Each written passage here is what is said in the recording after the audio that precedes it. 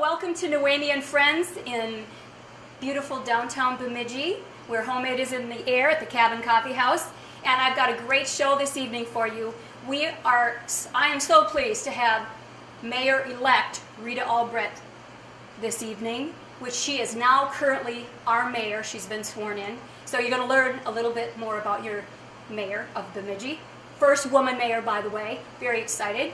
And we are also going to be introducing a new business in Bemidji right here on 3rd Street, Thrifted Kids on 3rd, upscale used clothing store for children. You're going to love to go and shop there, so we're going to see her store today. And we're also going to have one of the most talented musicians in Bemidji. He's got a great following. It's Lance Benson.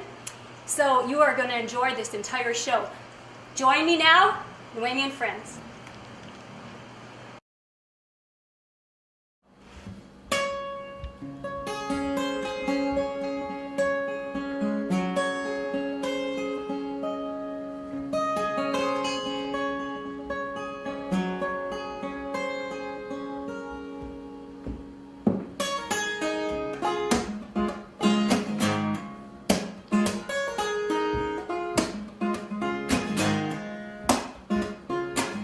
Taking back a topic of conversation, taking back a moment in time.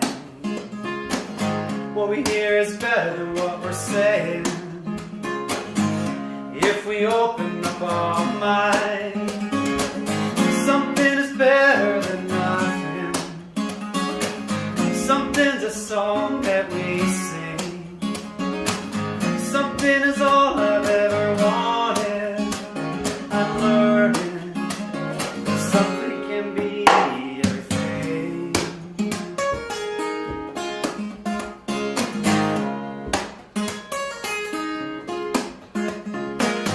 Just looking at you, looking at me. These are the stories of our life. To hear that little bird sing takes me back in time. Something is what we're waiting for. Something always comes in time. Something always holds a question. When searching for the answer, there's something you might find. No more hold on you.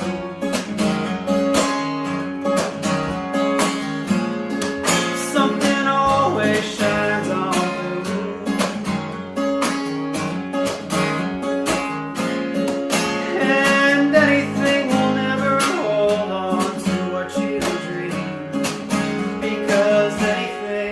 Never be something.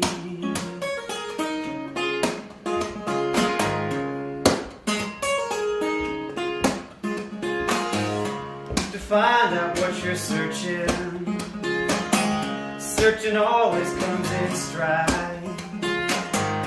To find out what you're feeling, what it feels to be alive. Something always is beautiful. Something sometimes makes me cry. Something's playing on the radio, and something will always be our life. Our life.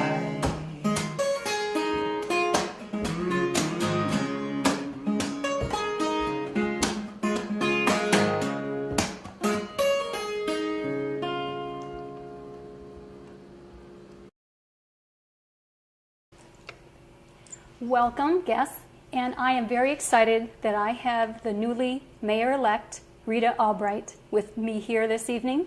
Rita, congratulations. Thank you, Noemi. You are the first woman mayor, and I'm very excited for you. Thank you. All right, so share with me, what and when did you decide to run for mayor of Bemidji? Well, I thought about it a little bit, and I had kind of thought, well, I don't think I'm going to run for mayor. But I actually, the last month before filing closed, I had just a number of people who called and asked me to run and encouraged me to run. And I thought about it and decided, I think I'm going to give it a shot. And you sit on the city council currently. Right. And how long have you been on council? I got elected to the city council in 2010. Okay. So I was the Ward 4 representative. I am till the end of the year. And I've been on council then since January of 2011. Okay. And that's helped you because you know what's going on in the city and you know where we might need some things changed or things that you just feel we need improved? Yeah, I guess I think we just need a little bit different kind of leadership. Okay. And when I've been on the city council, I've been hopeful that we'd have some issues that we'd move forward and that we'd have a leader who would champion those. And I think that's maybe a role that I can play. Well, I'm excited that is going to be moving forward for our city. Anything that will help Bemidji improve, I'm all for. And do you have any mentors or anyone that you kind of follow and look up to? I think it's an honor to have been elected the first female mayor, and I have to say that there's several strong leader women in this community that are my friends and I look up to. My friend Jean Edvald Larson has been a really great community advocate in our community, and I look up to her.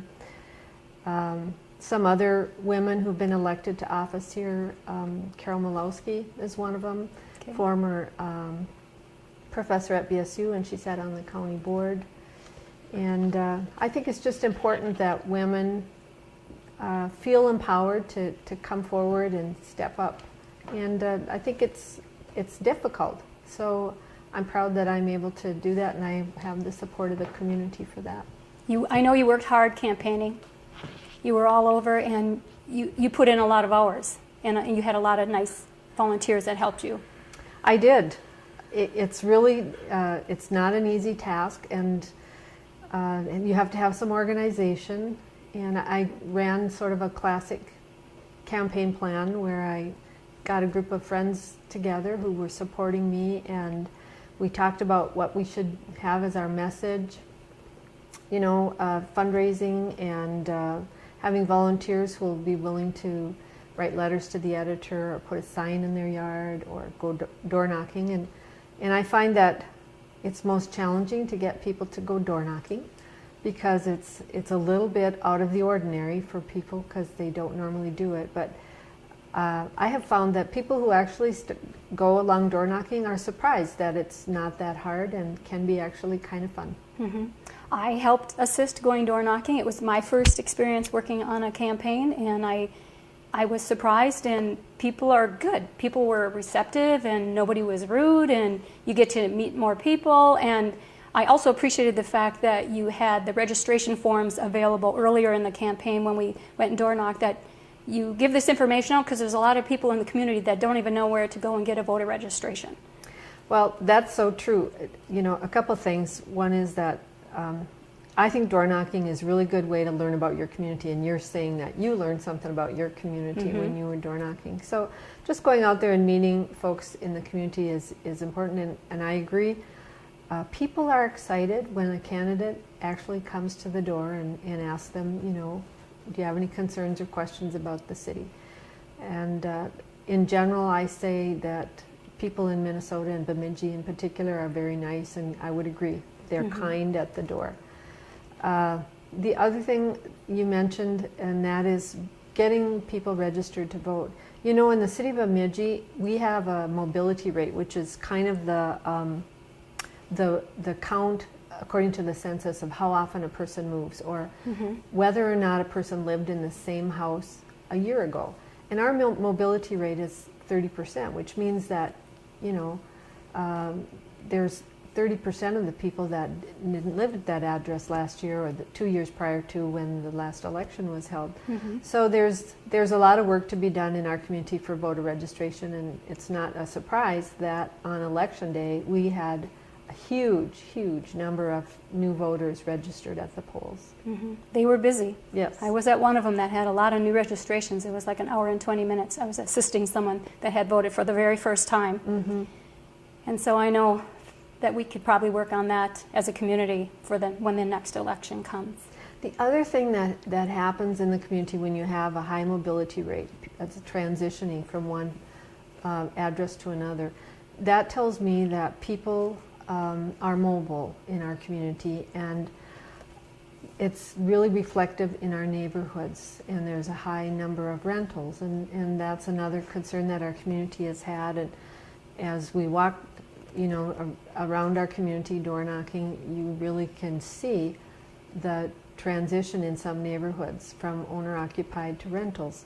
And that's a discussion we're going to continue to have at the city about how do we have quality neighborhoods, how do we have neighborhoods where people have, they value their neighborhoods, their neighbors, their homes, their yards, and we have a community that we're all proud of. So that's another thing I think was a learning experience, to just see in some ways a disappointing look at some neighborhoods that are really in disrepair, and it's one of the things that I'm interested in really working hard on, is making sure that we're doing everything we can to improve our community and have quality neighborhoods.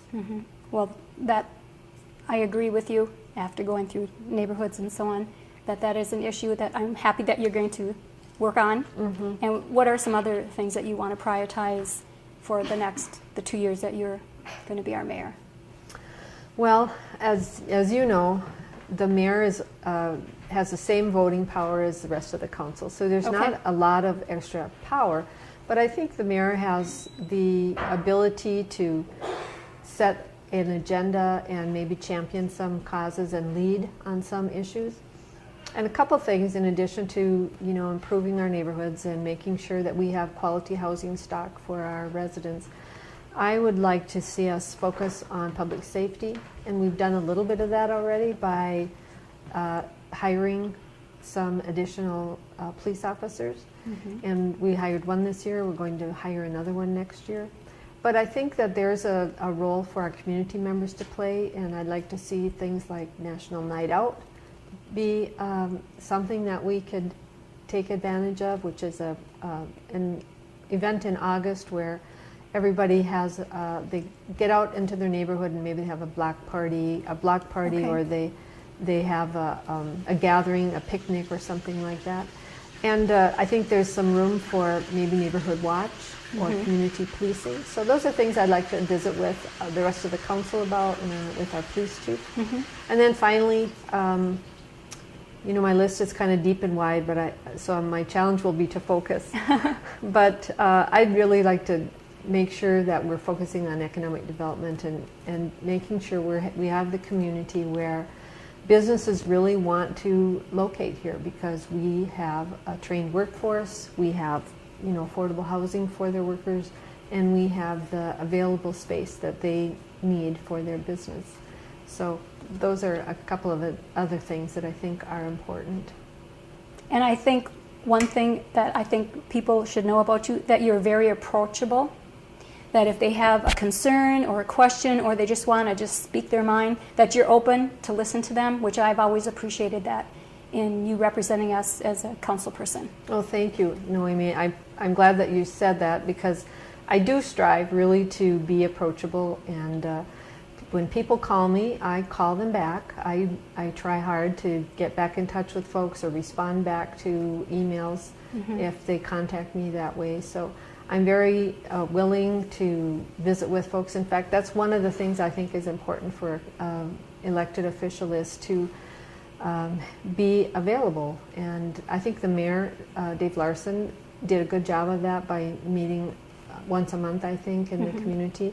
And I'd like to continue to be available in some way or another, and maybe get out beyond the downtown and work hard to have some availability that everyone can count on to see me occasionally. I haven't exactly figured out what that is. I also in the past have written a blog or have a Facebook page, and so those people that are online, that might be another way to communicate with them. So I'm looking forward to figuring that out, and if people have suggestions, I'm open to those too. That's how our community grows and improves, by somebody sparking an idea, and then we all build off of that. That's exciting. Thank you, Rita, for joining me today. Thanks, Noemi. It's been a lot of fun. Thank you.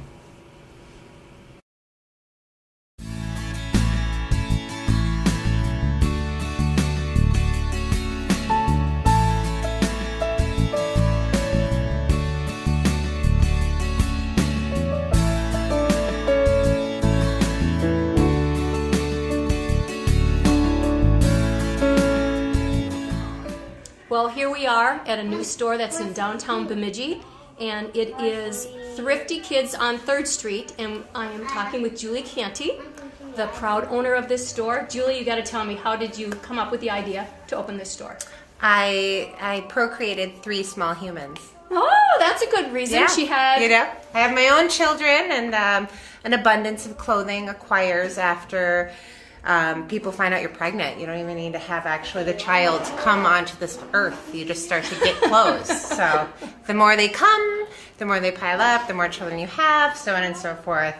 And then nieces and nephews, and there you go. And you knew that Bemidji needed a clothing store for children. Bemidji is one of the, because I have more than one child, and I'm not saying people with one child only buy new clothing, but I personally, my kids grew too fast for me to be making department store runs. So I frequented our secondhand stores in town often, and the selection was slim, and it was difficult. And it was often when I was down in the Twin Cities visiting family is when I would find things for my own children versus here in our own hometown. And I'm sure there's a lot of other younger, or a lot of young moms, they don't want to be spending a lot of money on expensive clothing. So having an upscale used clothing store like yourself, they'll be able to afford to come in here. Now, it's not a consignment shop. No. You're not, once you're open for a while, you're going to be buying some clothes from people, but not right now. If I need it, I mean, it's going to be purchase on demand.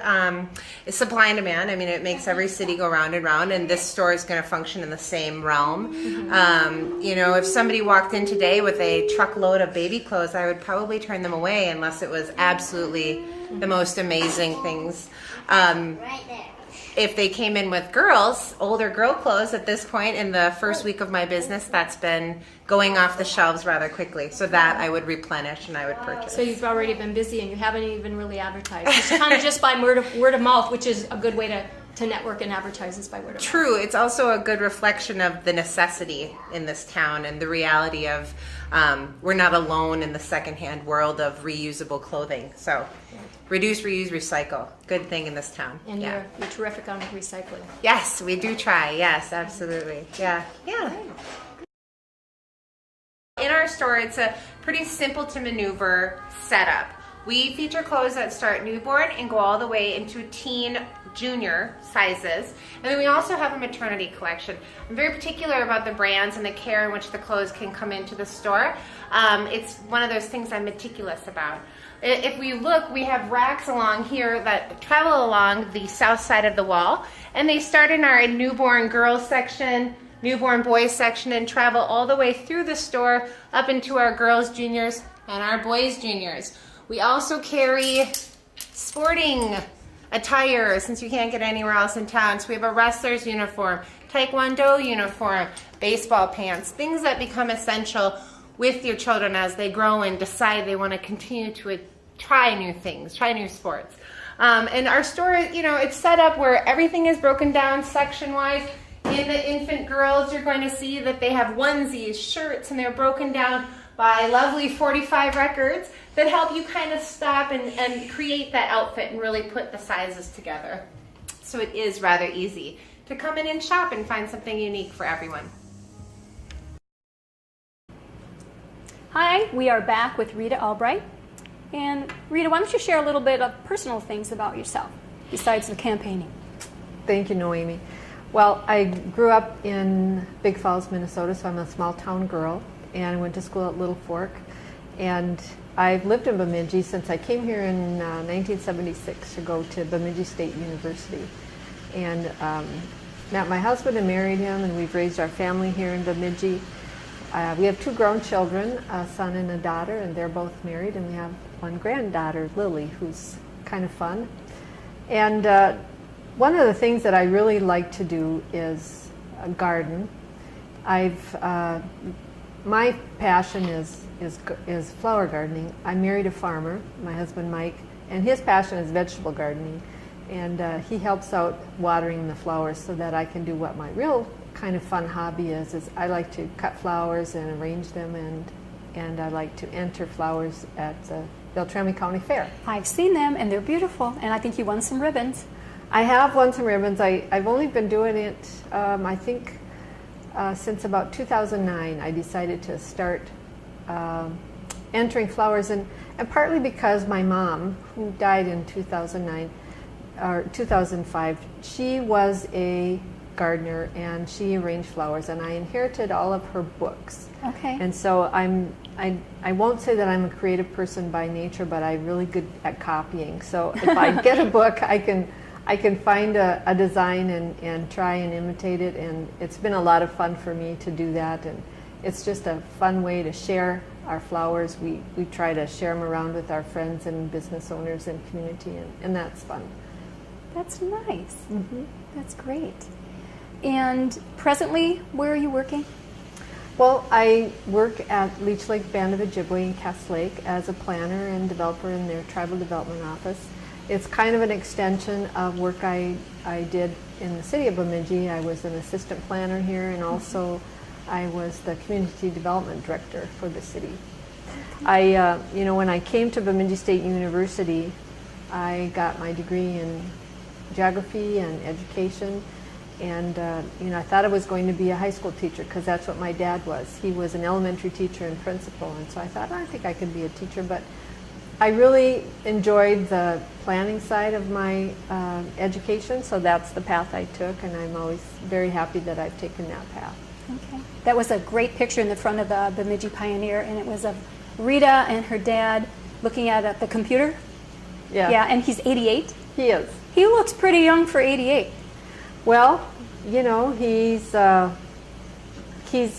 been retired for a while, and he and my mom, it's kind of funny, we always had a cabin on Cabacona Lake, and when he retired from Little Fork after 27 or 30 years, they moved to Cabacona Lake, and that's a lake where I grew up every summer. We'd come home at the end of the school year on the last day of school. My mom would have the station wagon packed to the ceiling, and we moved to the lake for the summer, and it was a lot of fun, and I appreciate that I had that chance. I didn't know it at the time because it was a cabin in the truest sense of the word with outdoor plumbing, and it was kind of our own little Shangri-La. I didn't realize it at the time, but looking back on it, It was a great experience to grow up in that fun place. And that's probably what instilled you to stay in Bemidji, on our great Lake Bemidji. Really, Bemidji has been like home to me for a long time. Okay. My dad graduated from Bemidji State University, and my mom and we lived here when I was a child, a toddler. Mm-hmm. So we moved, and I moved back when I was a young adult. So it's been a kind of a home for me for a long time. Well, I am glad this is your home, and I look forward to everything that you're going to bring to Bemidji, Rita. Thank you, Noemi. All right, thank you very much. Thanks. Good evening, this is Lance Benson checking in. This is a tune I wrote a couple years back. It came off a beautiful weekend with friends and family, and I thought I should write about that because there's so often we kind of get so busy in our lives checking our emails and our text messages, and we kind of forget to just put that aside just for a second and enjoy our family, our friends, and the good things that are right in front of us, and taking the time to hit that pause button. And this song came out on a Sunday evening about that.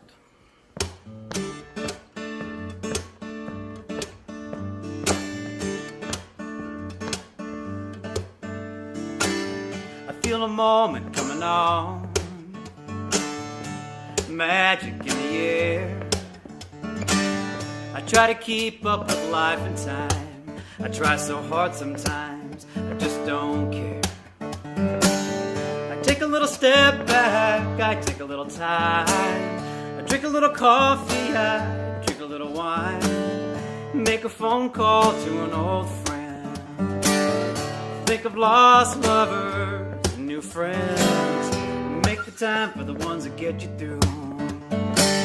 3 strikes you're out is the golden rule. So change your plans for the ones that make it a better day. Change your plans, it's okay. You gotta make a little time.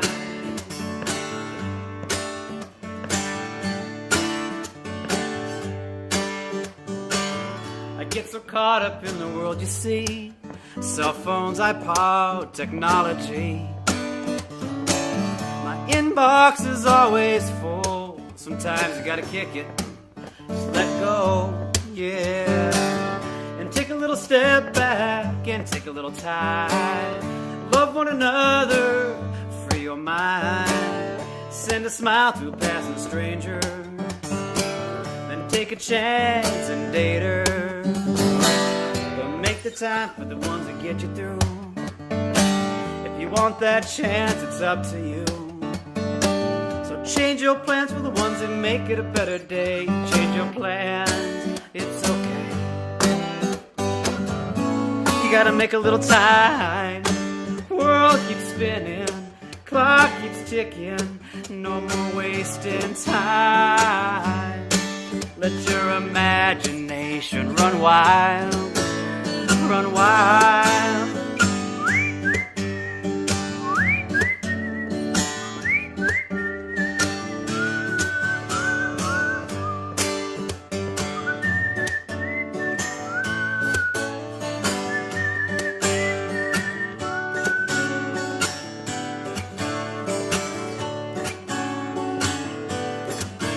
Take a little time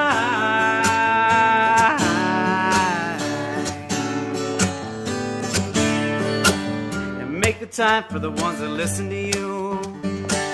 In this one go round that's given to you. So change your plans for the ones that make it a sunny day. Change your plans, it's okay. You gotta make a little time.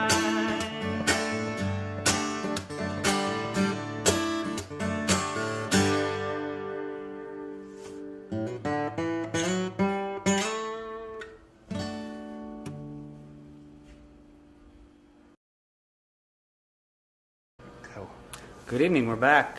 This next tune I find fitting for the environment we're in tonight in this beautiful coffee shop. I spent a full day in a vehicle with a good friend of mine on my birthday last year, and we were just catching up on life and love and all those things kind of twisted together. And I got home that night and I was just so overwhelmed with emotions from our wonderful conversation. And he's also the gentleman that inspired me to really be a musician, so there was a lot that went with it. And so I decided I wanted to write a song about a cup of coffee is kind of a conversation we'd had. Is it worth a cup of coffee to maybe have a conversation with that person you lost touch with, or maybe that lost love that you think maybe could work and you let it go too quickly? And a cup of coffee is such an innocent way just to say hello and just catch up in a beautiful environment. And so this song came out in about 15 minutes that evening, right around my wood stove on a cold winter evening, and it's called Is It Worth a Cup of Coffee?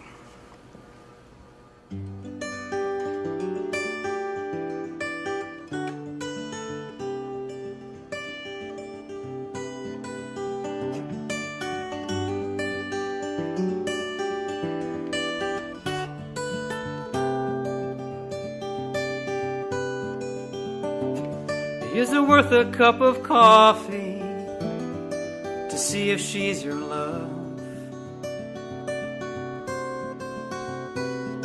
Or let your mind just wander of what she once was?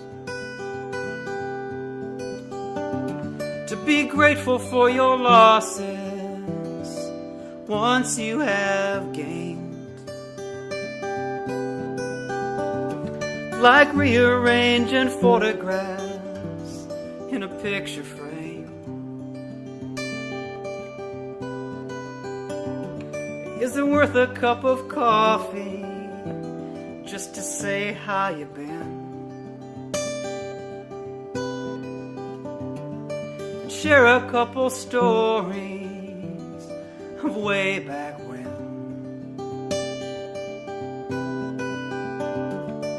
Rearrange everything you know and what's in between. Is it worth a cup of coffee to see what she sees? There's no turntable here, this is black and white. I'm picking up what you see, I'm not colorblind. At this table built for two, there's so much I want to share with you. Everything that's old and new. And coffee for two.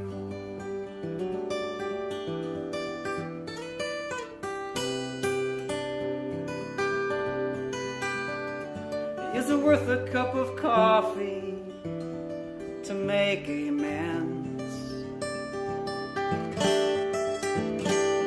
from falling out years ago with your best friend? Actions speak louder than words in a moment like this. Is it worth a cup of coffee for the one you miss? All emotions are beautiful when they come from inside. Make believe is just a fairy tale, or is it real life? At this table built for two, there's so much I want to hear from you, of where you've been, where you want to be. When you have coffee with me, every mile is a mile that turns a wheel. All these years go by, and the miles we feel make you past your past, start a past that lasts, with moments that make you alive.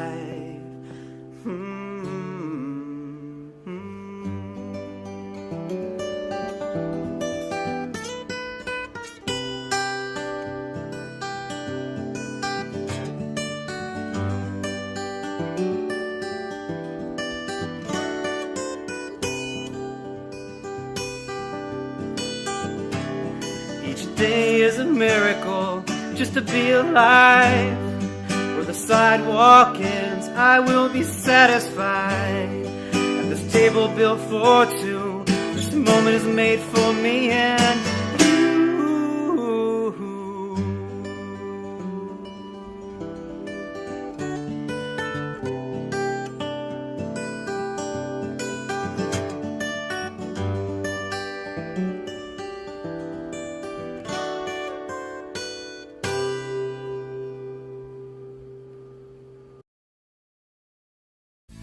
Don't forget, say to yourself every day, I'm beautiful, I'm beautiful. Thank you.